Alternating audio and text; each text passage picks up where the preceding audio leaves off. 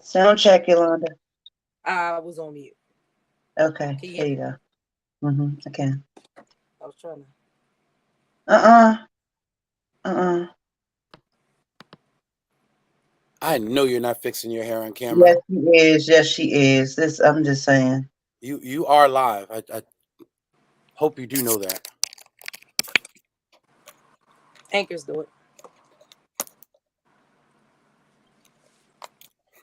Good evening, everyone. Can everyone hear me? Yes, yes. How are you, Jason? Tired, overworked, underappreciated, undervalued. Add whatever more categories you want to add. But good afternoon. First of all, folks, I'm actually coming to you live from Radio 1 Baltimore, doing double and triple duty between work, the streets, life. It's complicated, this thing called life. So, but good afternoon, ladies. Good afternoon, Jason. How?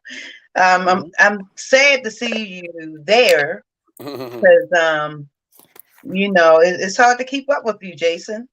I know, but I'm here, and I do want to apologize to the community. The last few weeks, I've been working actually 2 full-time jobs, and still trying to fill in duties everywhere else wherever I can. Of course, not everything is going 100% like it should, but just doing the best I can just to navigate through everything. But and I think that's the important thing about life is just getting through the obstacles and the adversity and the struggles, just getting through it all. Um, but again, I do want to apologize to the community because I know for the last couple of weeks, Frontline News has been a recording.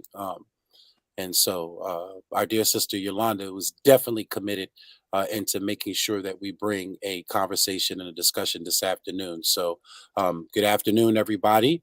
Welcome to another edition of Frontline News, where we bring you news from the front line of America and beyond. And of course, I'm joined every week on Monday at 6 p.m. With my 2 lovely hosts.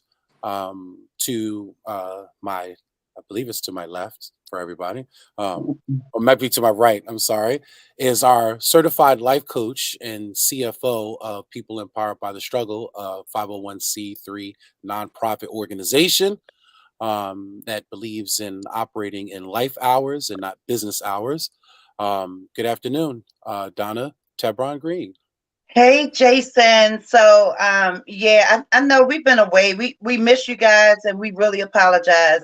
Jason had his work schedule. We had the street schedule as well as, I guess everybody know about that dreaded tax day last Monday that I had to deal with a lot of last minute filers and trying to keep up with that. In addition to pre-celebrating or even, I mean, thinking about celebrating my birthday.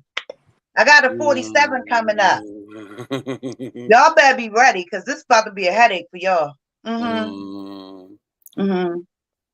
Well, we look forward to being able to celebrate your life, and the things that God has been just blessing Is you with. Yolanda rolling her eyes though? I see her rolling her eyes.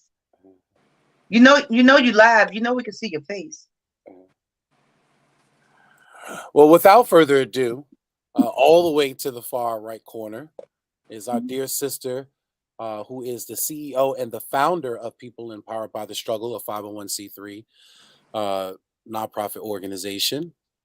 She's also a mayoral candidate for Baltimore City.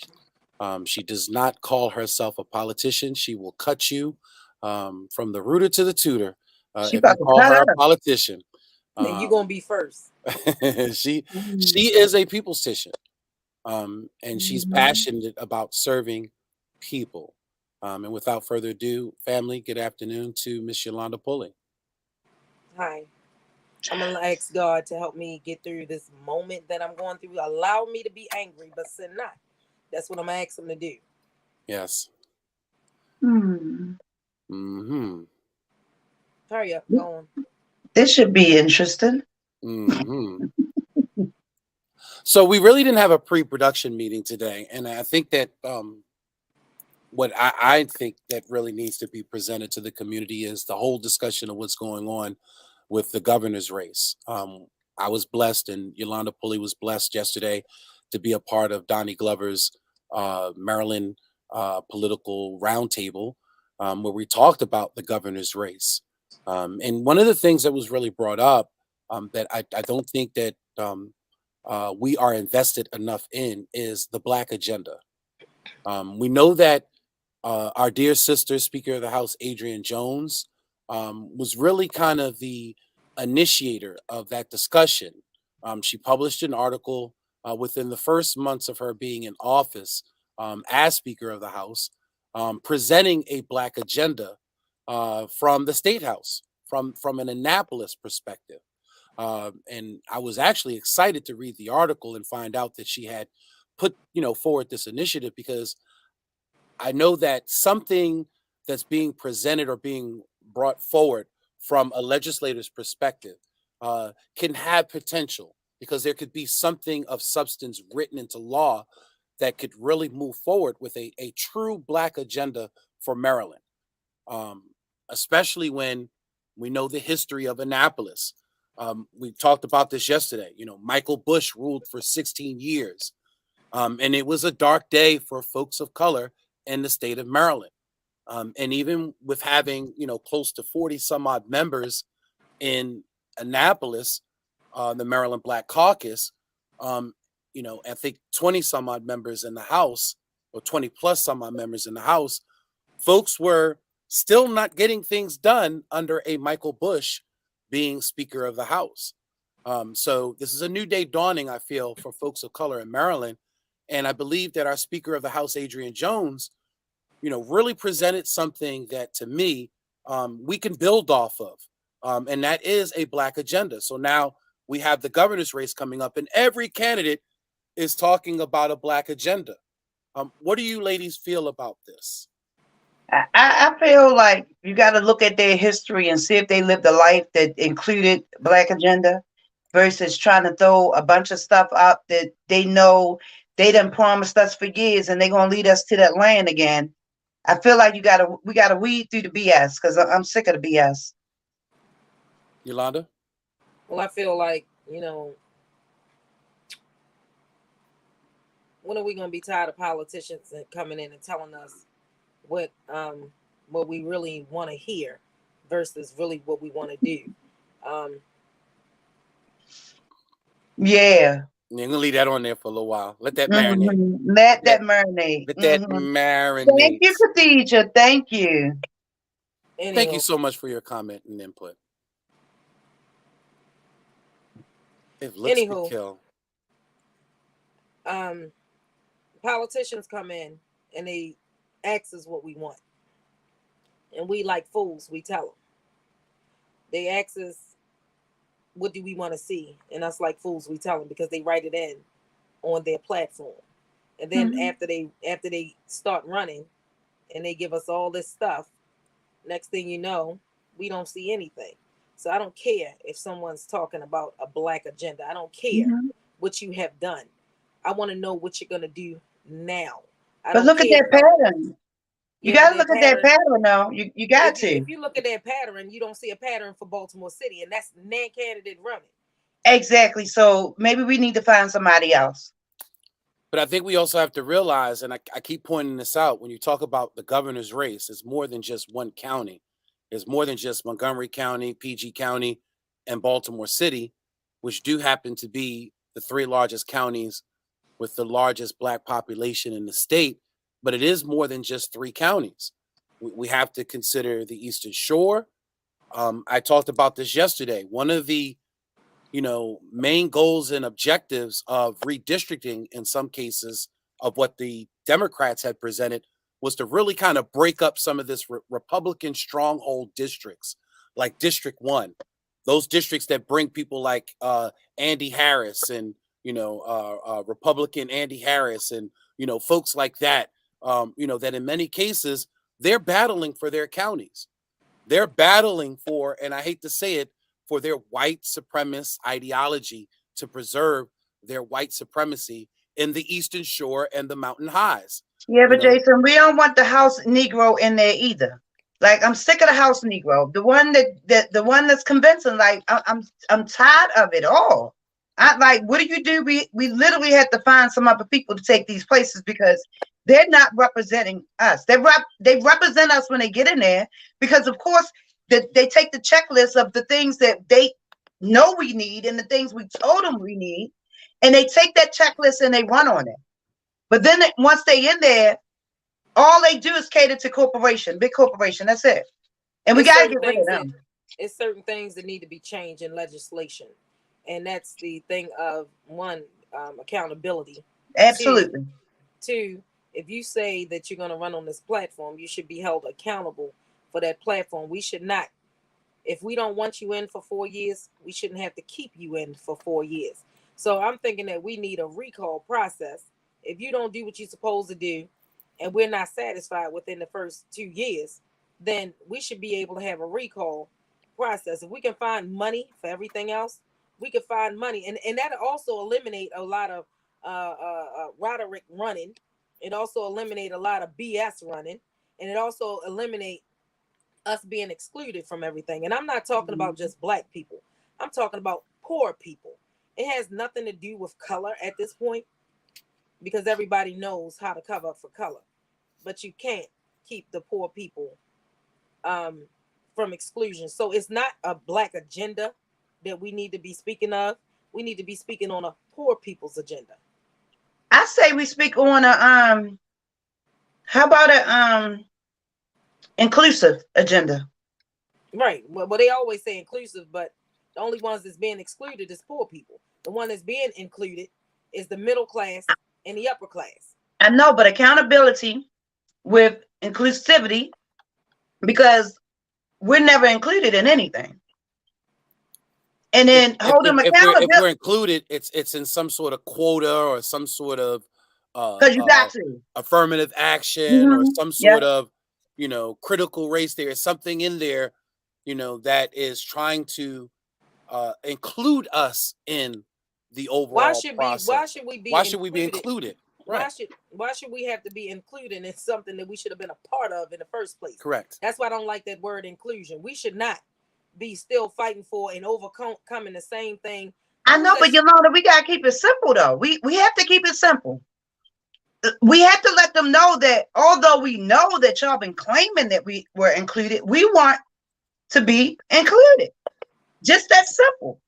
We want to be included in the process. We want to be included in the due process.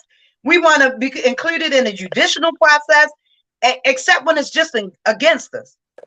Well, the thing is that they're not the one that's excluding us.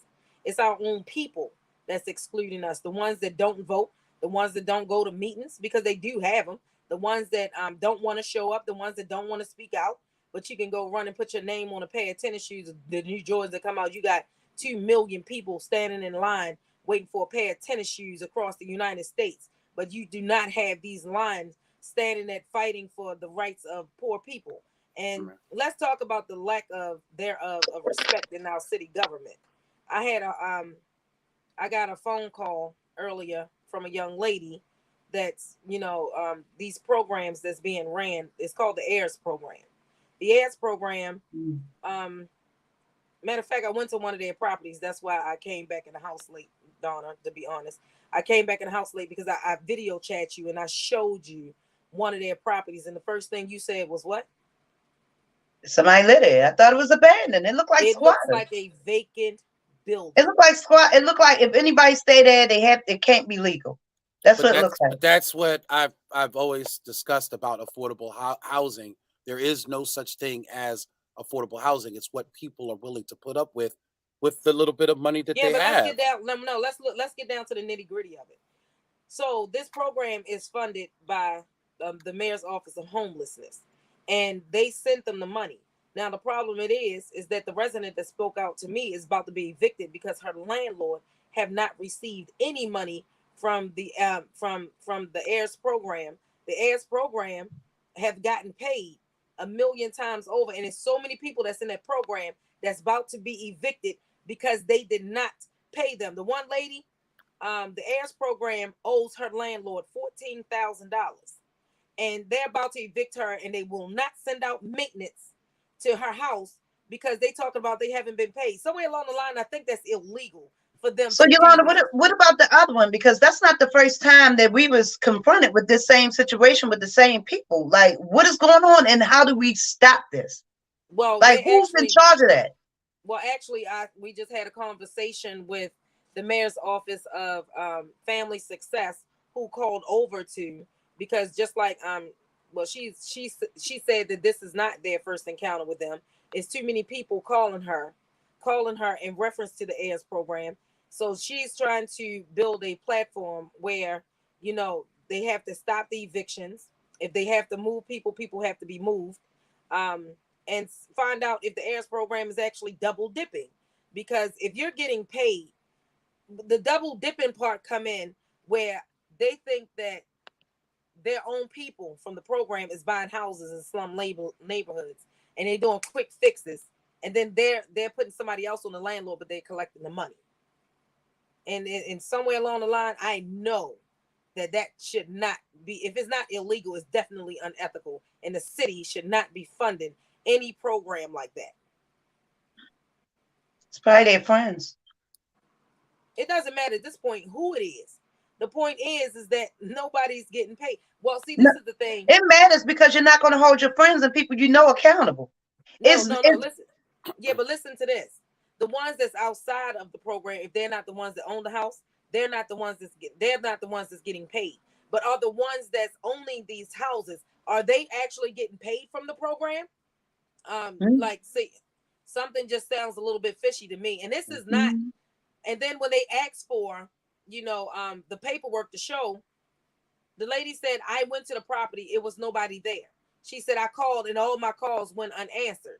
She said, so now we have to take the next steps. So I'm, in conversation with Homeless Services, Department of Housing and Community Development, and the Mayor's Office of Family Success to try to get these people some type of resolution, because somewhere this is not fair. If we're trying to prevent homelessness, that don't mean that they have to live slummy. They don't care. Like I keep telling you, you got to Right. get them to But care. but see, that's where again you go back to this black agenda. To me, that's why it is important to forge a black agenda. But it's not I just don't. black people in this program. That's why I say a I poor people's understand that. agenda. I, well, yes, but why? Let me explain something. There's other communities and other groups who deal with poor within their groups. Again, they are unapologetically whatever their community is. They don't care about the poor Greeks, the poor Italians, the poor people here. They care about what's going on in their community. Who I see being victimized the most, especially in this great so-called state of Maryland, is folks of color, whether it's PG County, whether it's Montgomery County, whether it's in Kent County, whether it's in Pocomo, whether it's in Baltimore City. And to me, again, these issues, although they may be universal because they may also, help a poor white person in the process, the ones to me who have been victimized the most from the beginning, redlining policies, public housing policies that didn't suit our families, our family households, that in many cases chased away the father figure from the household. These are things that we know. These are documented. There's people that wrote books. They're documented as far as past legislation that had to be corrected and that wrong actually re-legislated to protect a group, only one group. They weren't protecting white people. They were protecting the fact that black people were being redlined. Black people were being victimized in the state of Maryland. We just got rid of last year a racist state song. So again, what's wrong if we know that every other group out there, and I said this to someone the other day, there's a group called ALEC, right? And it's basically it's a Jewish group. And they come together and it's a bunch of lawyers and corporate people and they write legislation based on what they feel is needed in America. But that legislation a lot of times is catered to their community, to their businesses, to their ventures. It's not, ALEC is not presenting something to be fair and equitable to black people. Many cases, the policies and legislation that ALEC has kind of introduced in DC have actually gone against our community, because a lot of people say that they are responsible for forging things like the Criminal Justice Reform Act, which ended up, bringing in things like the 3-strike rule. A lot of people are saying that these organizations are the ones that meddle in the behind scenes. Matter of fact, I explained a story to someone. Alec would submit a piece of legislation. You could write legislation and present it to a senator or to a congressperson. And Alec would present it to a senator or a congressperson, and it would still have the Alec letterhead on the top of it. And in these committees in Washington, D.C., it was asked one time, Senator, is this your bill or is this Alec bill? And the senator had to kind of correct and say, oh, no, it's not Alec, this is ours. But technically, it was Alec who had presented that piece of legislation.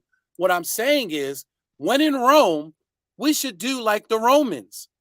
And if every other group, the Greeks have an agenda, the Italians have an agenda. Right now, the Italians are fighting to preserve a racist, tyrant named Christopher Columbus.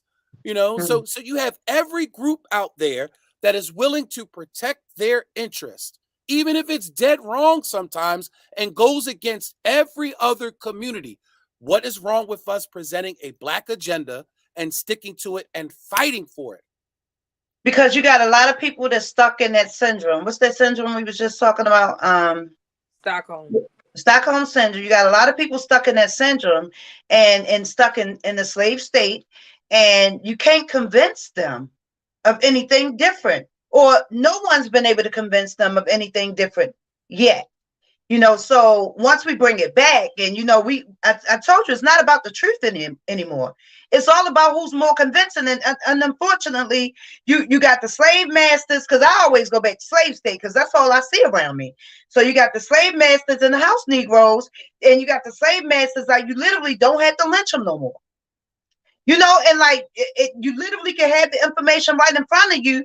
You can see it yourself, and they can still try to convince you that something else happened. January the 6th, like, it's happening around us every day. So we just literally got to figure out how to make it more convincing, like how to make a better life for us seem more touchable. Because all we know is trauma. So if no one's dealing with their trauma, like, we still be living the past and history that we've been taught, not what we are from. So it's like we got to take it back to the bare bones. It's the layers in it, bro. Like, that's what it is. And I agree with you wholeheartedly. But that's why I say it's more important that when people get in those positions of power, like Speaker of the House Adrian Jones, in a position that has been, quote unquote, white held, forever. Adrian Jones didn't only just break the ceiling in reference to women, but she also broke the ceiling in reference to the first Black speaker, the first Black woman Speaker of the House. I told you what's going on, Jason. I told you, like, I'm not no psychic, but I'm trying to tell you who's going to be leading some things. Like, if you look at everything, like, it's like the white man has tried it. He's failed. Right. The white woman has even tried it after the white man. But what did they do? They left your home and your house and everything in the bosom of the Black woman. They left them in our bosom, so we're trusted. Like, we've been taking care of nations. Like, we've been birthing everything. Like, we was made to stay home and home make. So therefore, who's next to be trusted? Us. Right. Us. I again, I look at some of the blueprints of folks that are out there. And even in some cases, I even look at some of those in our community who are in the front lines of this. For instance, Donnie Glover, he will tell you, Donnie Glover is unapologetically Black. When it comes to issues, he's not worried about the white issues, the Jewish issues, the Greek issues. He's only worried about one thing, the Black issue, the Black agenda. And so, it just behooves me, to use Yolanda's word that she likes to use a lot, it just behooves me that, again, that it seems like in some cases it's a taboo word to sit there and talk about the Black agenda, to sit there and say that I'm unapologetically Black, that I want an agenda or an initiative for our community. Yes, poor people should be taken care of. But again, I know that in many cases in urban city, those poor tend to be persons of color. So what's wrong with, again, when you get into these positions like Speaker of the House Adrian Jones presenting a black agenda, what's wrong with us as a collective group, even if it's not the majority of us, because there's too many of us that are weak right now because of our circumstances. Like, for instance, those folks that are living in that housing unit that Yolanda's talking about, they don't feel empowered. They don't feel like they have any say. They don't feel like, that they have a way out. And if it wasn't for someone like Yolanda, who is fighting for them, if it wasn't for someone like a Speaker of the House, Adrian Jones, fighting for us, if it wasn't for these folks that were Why out do there we have fighting to for fight? us. That's the thing. Why do we have to? We've been fighting for this since slavery. We should not be still fighting for the things that Martin Luther King, Malcolm X, Harriet Tubman, whoever, and beforehand. We should not be still fighting for the same issues. You know why we're going to continue fighting? Because we don't even know who we are. Well, But we don't have to know who we are. We have one common factor, right? Wholeheartedly, if you think you from a slave mentality, if you think you are a slave and you are a free slave, you always gonna walk the course of a freed slave. Well, Donna, they don't know they slaves. I used to tell people, and that's what I mean. Trade. So until that is going, we're gonna keep having to raise our hand, march, and lead them out of the smokehouse, because unfortunately they convinced them that that's the newest. That no, they try to make it seem like we're free, but we have never been free. We're only free slaves. One, two. We're not only free slaves. We're only free slaves. No, we're not. We go on the plantation every day to go to work. And they call it, and they give us these bills that we have to pay. The only thing they did. What are we born? We weren't born slaves. Every other group is doing it. Every other group is doing it. We weren't born slaves. Listen, we've been known to own slaves and all, so we're not going to do that. We're born. I'm not talking about that part. I'm talking about that part. We're born you in a slave state, is what we are. And when you look at, it doesn't matter. We're still only free slaves. Right. But you ask why we when still you look marching. at the history, and when you look at the history of the slave trade, contrary to belief, it wasn't white people that were running through Africa because they would have got slaughtered and killed. It was us. It was us that was selling and trading off our people. Even the higher government was doing that for trade. Like that was their trade. Well, we're still for guns and weapons. But the thing is that they're still selling slaves. It's called the vote. We're still doing the same thing over and over again, expecting a different result. Just like you say, Donna, even if you don't vote, that's still counted. That's a vote. When I say the word free slave, I'm talking about we still have to work to pay massive bills. Nothing has ever changed except for they took the lynching from around our neck and they put it in our bills. They put it in our criminal justice system, and they put it everywhere else. All my life I had to fight. All my life I had to fight. All right, Joy. I had to fight. That's right, Joyous. Go back to your roots of purple. And you're going to keep fighting because these slaves don't get it. Yeah, and see, that's the thing, that our city government, nothing has changed. Everyone in our city government still do the same thing that the slave traders was doing. They sell us, they buy us, and they sell us, out to different parts of people of our government where we have no say so. When are we gonna get tired of saying, I don't blame the politicians? I don't. I blame the voters, and I blame the non-voters, because if we had it, we would not be still fighting for. We don't need another politician. I just said this on a radio show earlier. We don't need another politician. I'm tired of saying the same thing over and over again, and people want to battle me on it. When people ask me, well, what is? You see, what? Yeah. When people ask me, what is your experience to run for mayor? I said, what is your experience as a voter? Because clearly you're part of the problem. And that's the questions that we need to start asking. And then when we're talking about these candidates with a black agenda, we need to be asking more serious questions. Have you ever been hungry? Have you ever had to fight in these streets? How many times your lights been on? Right, Have you ever had to choose between gas and food? Have right. you ever had to Medication and like? food. Have you ever had to put your no like it's like certain things like life insurance? That's a no go. You can't never afford to pay for that. Like have you ever? And that's the Right, thing because if you never, that means you have different mud. It's different mud. right. So Donna, just because we have the same skin color, we don't have the same mud. But Donna, what is our slogan of people empowered by the struggle? Well, I don't know where she went at. But I'm Donna, sorry, I'm here. I'm listening. yeah, what is our motto of people the people empowered by the struggle? In order to, hold on. I'm sorry. My grandson came in. I'm sorry. Sorry, y'all. Sorry, y'all. His name Draco. Life still moves forward. Right. Yes, it does. I What was trying to warn him before he came in. what is our motto? In order to understand the people, you have to be one of them. Right. So if why do we have people creating laws and making legislation for hunger and they never been hungry? So if you have never been hungry, you can't understand why hungry But people need not Yolanda, to be Right. hungry. that's not It's true even because you deeper. remember Right, people right, change the narrative though, Jason, because some people really think they've been hungry. Some people think because they did not have what they wanted to eat, oh, they was hungry. They right, literally have never been hungry right, because we've known like hungry means a couple days of no food.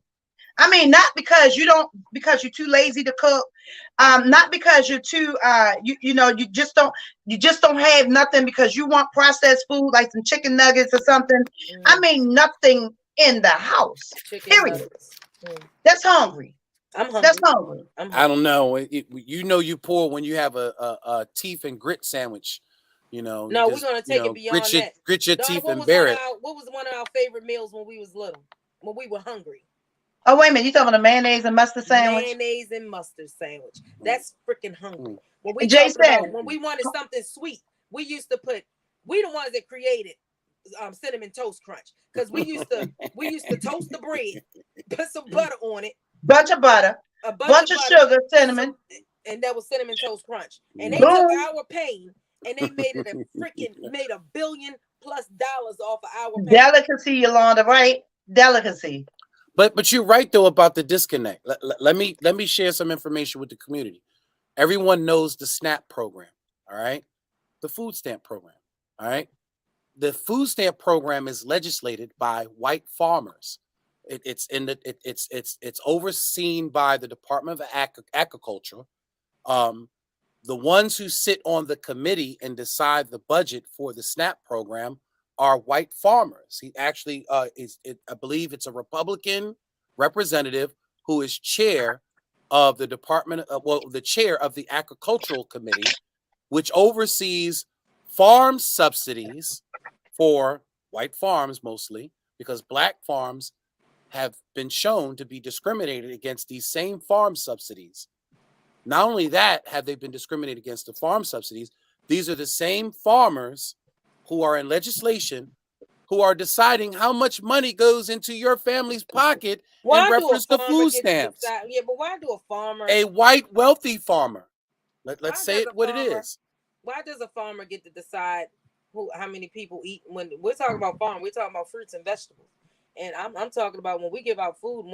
And another thing that Doc said on the radio show earlier, I don't agree with, is that the what you call it the food boxes. We're not vegetarians. Good evening, champ. We're not vegetarians. So why you keep handing out fruits and vegetable boxes with no freaking meat? Yolanda, But they don't do that in Baltimore County. that's a whole nother beast. That's a whole nother beast because remember, them food boxes that they throw everything all together and you end up having to throw away half of the stuff before like that. They need to they have no organization to them boxes. They throwing everything together and here you go.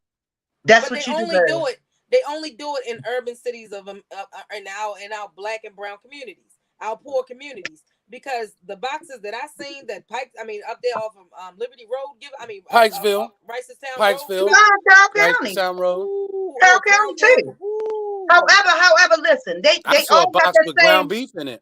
But hold on, yeah, them big old 5-pound loaves of ground beef. But let me tell you about them same boxes, like them blueberries and stuff. Like, why would you put them things down in there? Because you lose it, like the loose potatoes and stuff. You putting 3 and 4 for a family of 7. Like, We got to wait until we collect 3 and 4 boxes. It And doesn't they make only sense. giving out and they It only don't giving make out sense one the way box. they doing it. Like, you literally should pull up and be able to get a bag of potatoes if you got a family. What am I And going to do with 4 potatoes in a box? yeah, and Pranita even said it. She said expired fruits and vegetables. But we have to understand that's what really the program. So most of the food programs, and this is just to again for clarity, most of the food programs are restaurants that have food that may have reached its Mm-hmm. date, sell by date. They can't sell Or it markets. technically in the store, but still has a shelf life, of several weeks when it comes to fruits and vegetables. It may have months to a year life, outside of the sell by date if it's a Well, non-perishable actually, good. Jason, This is when I stuff that could end up in the trash normally. yeah, but when I went and picked up Supermarkets food, too. They have wait a minute. supermarkets in there too. Yeah, but no. See, the crazy part about it is when I was picking up food boxes, the ones that were standing in those lines was the ones that had corner stores, and they would go out there and get it for free and come sell it in the city. I done seen Yeah, we a saw that. lot, a lot, We Well, I saw ain't that. take no and I'm picture. like, huh? Take a We saw picture. that. There's definitely a lot of I should have. abuse. There's definitely a lot of abuse of the system, and that's why, again, to to me, it keeps going back full circle. If we had a black agenda, these are the things that we would look at. We look at each category and we break down each category. Food. How are we getting it? How are we creating it? How are we making it? How are we processing it? How is it being served to our children, our family, and our elders? That's a black agenda. Because when you start breaking down just like a category like food, you start to realize that we need better options. We need some sort of cooperative market. I keep talking about these Smart cooperative market, markets, Rhonda. a smart Mm-hmm. market, right? Because the conversation was just yesterday. We were having a conversation. Yolanda knows this conversation we were having in reference to a supermarket coming into an area. Now the supermarket's gone in the Liberty corridor. The Giants was there for a while. Giants left because quote unquote, it wasn't beneficial business wise to Giants. Never mind the fact that that area is in a food desert and needs to have access to a grocery store. So when you have things that are essential services, you can't survive without eating. So a grocery store has to be an essential service. So why So didn't they just let the community have a community market? They build their own correct. market. But look at Right. Cherry Hill. They took the market away and put in a Family Dollar. Are you kidding me? Well, you know why Right. they did that because what's the name once Port Covington, they want what you call it? Whole They want Cherry Foods Hill. and they No, they and want they're But going you to Cherry know, build Hill. things they like had Whole BJ's and Foods, stuff. They had Sam's Club and stuff Wegmans. over there. At least that was convenient. They took that away. They literally Right. had to go up to Shoppers or on Ritchie Highway or Patapsco to go to a supermarket. But again, that's what you're talking about, the fact that Cherry Hill, what's in Cherry Hill? Cherry Hill is a majority black community. Mm-hmm. Again, with no blueprint on how to serve that community, with no blueprint in ensuring the quality of life, because in some cases you have a lot of seniors that are pushed into the Cherry Hill community. You have a huge senior building, a couple of senior buildings in that area. So more than anything, you would think, what are those seniors supposed to do in reference to groceries or access to groceries? Again, that's why it's important. We have to start laying it out, even if in some cases, if no one else will do it, and some folks will only bring up the conversation. So, for instance, Speaker Jones is the catalyst for the black agenda. It So is what up is to her agenda us. though? Like, what It's up specifically to is us her to agenda? fulfill it. It's up to us to fulfill it and to keep it upheld. You know what I mean? What is her track record for prior? Like where did she come from? Like literally, did she get in office on a promise, or did she get in office to move things? Like, do you see? Like, what is? I don't know who she is. I just don't want another black person in front of me just because they're another black person. I just don't want it. I'm tired of them. Like, my people make me angrier when they get in front of us and misrepresent us. It makes me angrier. Did you see what Chap said?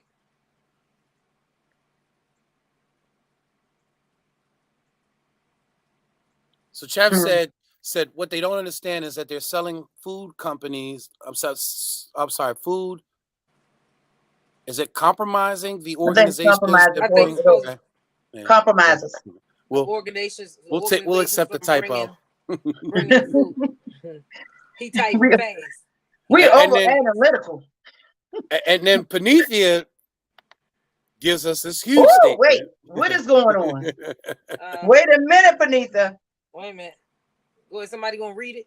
Well, she said, I've seen them put old fruit salad, and people were fighting to get that expired mushy salad, fruit salad. You know that I've seen a lot of selling of expired foods. And again, that's what the program really is. I think a lot of folks don't understand that in many cases, when you think of the food bank Yeah, or but look, Maryland Food but Works, keep reading what she right, said. That gets interesting. right. So she said that they're selling expired foods and thinking that the government is giving them something for free, and that's why I stopped volunteering. It was so disrespectful to our people, and uh, and I'm uh, and I am to support our people and not take advantage of them. Um, they go to the poorest, drug addicted communities to do that. Not on my watch. You won't do that to my people, no sir. And we No, sir. appreciate that advocacy of No, sir. Panethia. But Uh, Jason, one thing about them fruit, them fresh produce, although we're not vegetarian, but they have some of their vegetables be a lot fresher than the markets in the city. In the city, like in the city, the vegetables is old. So you literally know, like I learned from years ago, they used to tell me, like, because I used to work in supermarkets in the city and I worked in supermarkets further out. And so I was told that, like, literally the fresher meats would go to areas like in the county, and then they would get to a certain portion where they send it, ship it into the city. So then you had like Stop Shop and Save the markets in the city. That's why when you walked in there, the markets literally stink because the food that they was rotating down to the city should have been thrown out. It's like what is that? Good Times, James and them. Yeah, Dang, dang, dang. by the time they distribute all the food to the higher retail markets, we get left yet again the crumbs, and we get the bad food that's sold at a higher price than what. That's why I shop out here and I make market out here for my grandmother because I want her to have fresh fruits and vegetables too. Okay, so what we're gonna do is we're gonna take it back to good times, and we're gonna go and buy cat food. We're gonna No. we need to eat the cat food. Jason, The cat food is fresher than the stuff that they're serving. Yolanda, I will eat nothing before But I I eat have cat seen that. food. I have seen that. Growing up in the Bronx, I have seen that, especially the little Spanish ladies. A lot of times, the little Cuban ladies, and the It used little to be a lady come in the store downtown I worked in all the time. She used to have this little thing on her arm, and all she ever bought was cat food. That's it. That's it. yeah. And I can't judge you, but like I'm a smell type of person. Like if it don't look like something or don't like, I can't do it. Like if it don't smell like nothing and I'm starving, I don't know. I don't know. But what is that? That's little doggy treats. And You gonna eat them? what's Yes. interesting is they smell a little bit like peanut butter. Um, Let me see you one. Oh, oh, That oh, was not a good idea. That was not at all. who Mm, who would feed this to we that will not. animal? Who Mm, bought this? Oh, mm. that was but What's the name?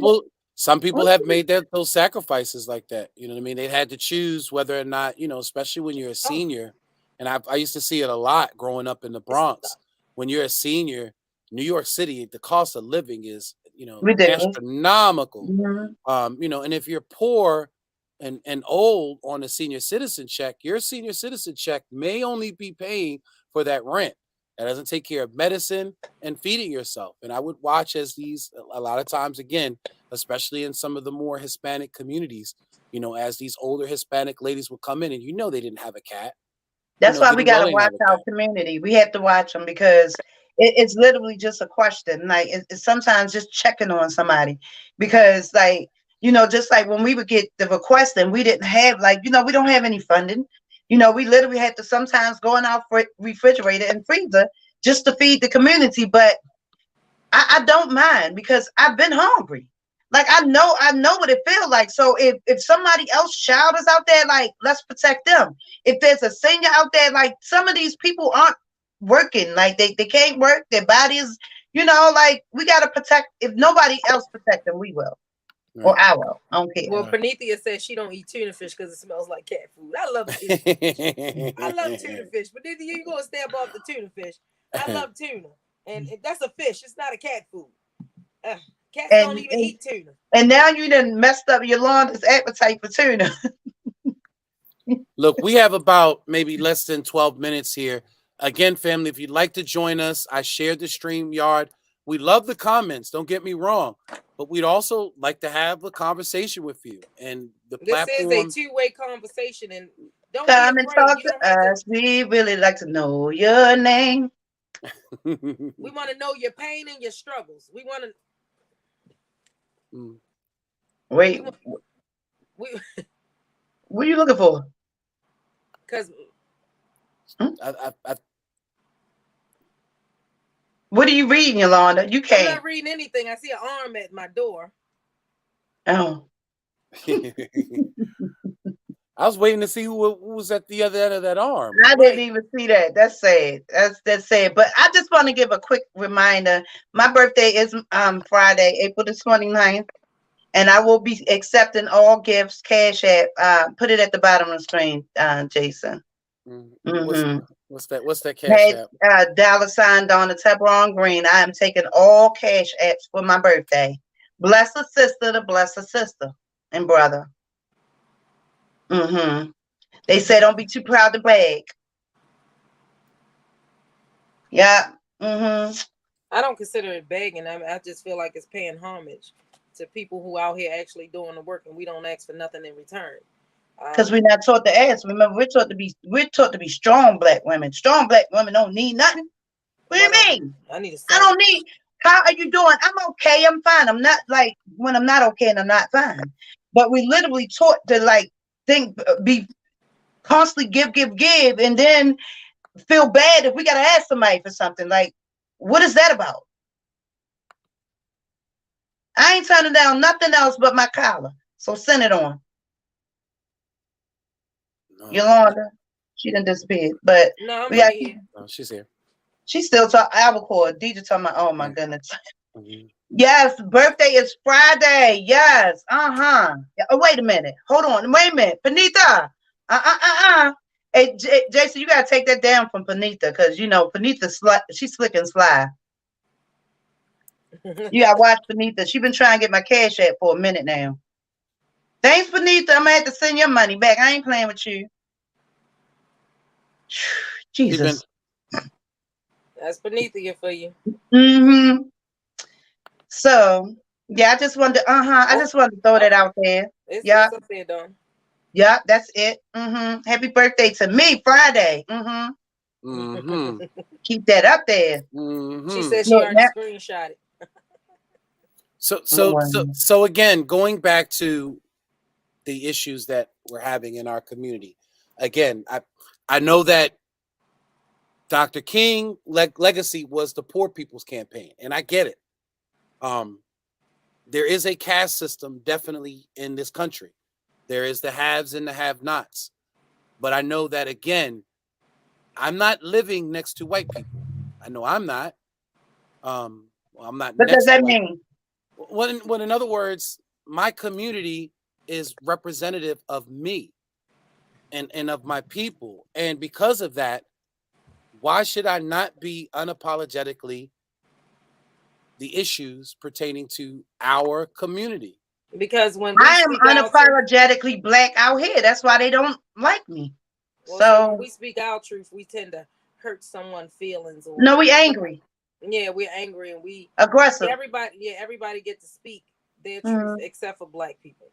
We got to hold ours in, speak when spoken to. Don't hurt somebody's feelings because they're gonna be hurt. Let's stand with them and nobody stands with us. Let's do this for them because they're hungry, but we have poor black hungry communities in our own city. But we're out there across the world helping I'm sorry, I'm gonna be like Donnie when Donnie. No, where she go at? No, whoa. Know when to hold them, know when to scroll them. Where'd she go? But the conversation that we had yesterday, Donna, and Yolanda was there for this, Mm-hmm. we were talking about again the governor's race, and every one of the gubernatorial candidates are all talking about a black agenda, all of them. So if all of them are talking about a black agenda, They think that's going to get them a window. right? And that's what I asked: is it superficial? Are what It they is. presenting superficial, and it really doesn't cut to anything? I had made this clear. I started work at a new company, and it's a very diverse company. And one of the first things we did, first week in training, was we took this diversity and inclusion class. Now every company has a diversity officer or director or someone within their department that is looking at inclusiveness and they're not trying to include white people or any other group. They're trying to be That's diverse. for show. But again, so is that what's happening in the governor's race? Yeah. This talk and conversation about a black agenda, because this is the new coin phrase. This is the new hot topic. Is before it was affirmative action, and now it's inclusionist, diversity, and equity. We need an interrogation room, Jason. PBTS need an interrogation room. Like we're going to interrogate them, and we're going to get to the With the bottom of light, it. with When the We're we're going to light, have talking to about meet our the with the local light, government, investigation. with the light. when we're Yes, Shine a the talking light in light. about your face. yeah, but when we're talking about our local government and our next, because all these other races is fine, but we have to pay attention to the ones that directly affect home, and that's Mm-hmm. our local government. Our Mm-hmm. local government is our mayor and our city council and our representatives that represent us on the legislature. Can't hear you. Can people stop calling for just a moment? And I had No, the nerve, and I no, because had I to told Yolanda, I told her to mute her phone. Like mute wait a minute. it. She doesn't I know that did, little symbol, that little do not I disturb did. symbol. Would nothing come through if you had it on silent? Right. It is Do on not silent disturb. and it's on driving mode or Oh, that's something. one of them iPhones. Excuse me. We got Driving six mode. minutes. Three minutes, y'all. Do not disturb. Do not disturb. I put it on do not disturb. And well, anyway, can you hear me now? Can you hear me now? Yes. A little Yes. bit. Okay. So Yes. we need to pay attention to our local government. We need to pay attention what directly affects us right now. And if we don't change these seats, and I don't care how much you like somebody, in these 4 years, if they shown you who you are, who they are, then you need to accept them for what they said or what they did not do.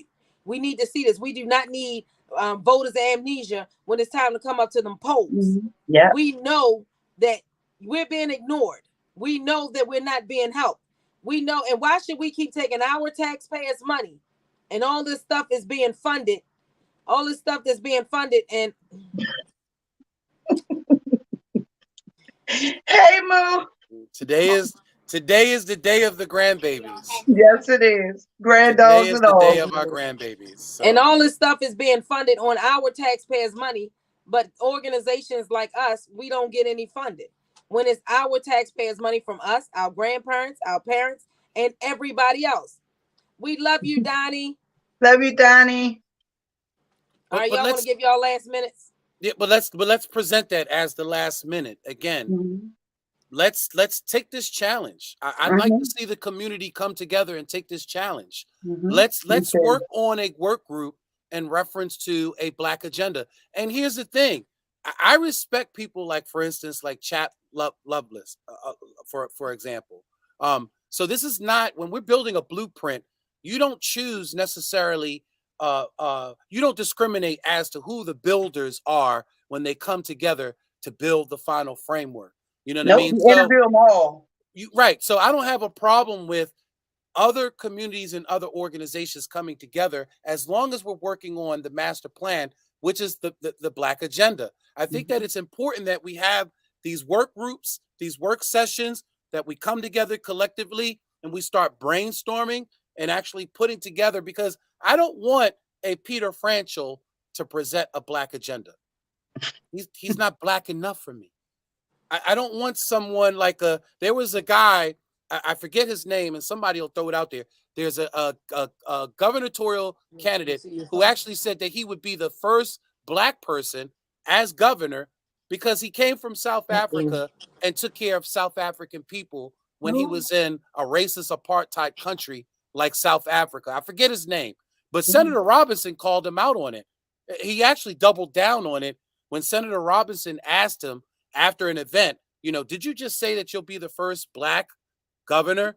And he doubled down on it in front of her. I don't want people like that to sit there and tell me what's best for our community. Wait a minute, first of all, that was a white man. To tell what's best for our community. Yeah, but that was a white man that sat up there and said that he'd be the first black governor. That was just by far. Wait, what? Wait, hold on. That was just by far weird to me. And he talking about because he been around black people all his life. That doesn't make they got that from the Clinton stuff. That come from Clinton. That come from President Clinton with them saying he was the first black president. Like, we ain't doing that. Right. That's that ignorant. Setting up an office in Harlem that later on becomes a gentrified community. Like, you know what I mean? That's what I'm saying. We can't fall for the okie doke, and we can't allow them to present the agenda. It has to be us presenting the agenda to them. That's all I'm asking. So, and hold them accountable. That's all I'm saying. And I'm done. Yeah. So I'm done. Let's get together and let's start putting together this framework. Know your vote. And create that know your vote. Know your vote. You gotta do it, y'all. Like we have whole platform will be in one place. You don't have to go searching for it.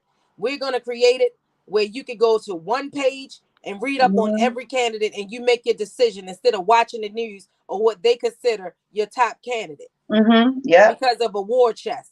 Then maybe we can even invite them on the show for questions. Like, when we put it up there, like if they don't like something that we didn't investigate it, like we can invite them on the show and that's what we have to do. Absolutely. We have to educate our community. And I think that'd be a great thing for our platform is to have a few series of episodes where we come together and we go down housing, we go down food, we go down health, we go down education, we go down wealth building, we go down each of these categories, and we make sure that the structure for that blueprint fits for our community. And another thing is, if they have more money in their campaign account than they have in their bank account, don't vote for these people. It's telling you something. It's telling. Even the ones that get a low salary, they get paid another way. So we ain't playing them games either. Like, we gotta get rid of these politicians. Gotta get rid of them. They doing what they supposed to do. Right. Yeah. See, Donnie's talking about the bike lane people are very well organized, and in some cases, look, it's not even a local issue. In many cases, they go to a national biking organization that comes in with national funds and national lobbyists and will lobby the hell out of you for a few people, for only a few people. Yeah, but I'm not going to talk about those. The biking community is not the majority of the city. Yeah, but let's talk about these little teeny weeny bike lanes that's in Baltimore County versus these absolute highways that's in Baltimore City. I'm going to leave it alone. It's 6:59. We are over our time. We love you guys. We will see you next week. And if you don't please make sure you support our sponsors. Support our sponsors, please. Go buy you something from Edible Arrangements or something. Go to Darker Than Blue Cafe. Support our Black businesses so that we can continue to keep bringing you this important conversation from the community. Donna? Yeah. I just say good night. Be blessed and please stay healthy and safe. See you next week. Good night, everyone. Good night. Thank you again, Donnie Glover. Love you, Donnie.